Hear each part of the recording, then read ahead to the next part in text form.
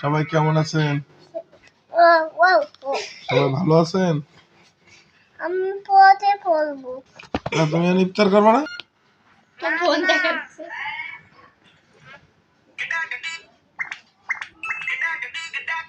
কিছু বলো, ইফতার খাবা তুমি এখন? তুমি রোজা আছো? হ্যাঁ, তুমি রোজা আছো? তুমি রোজা?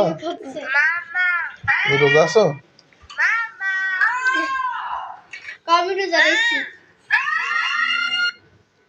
তুমি ভাত খাইছো? কি কি খাইছো তুমি?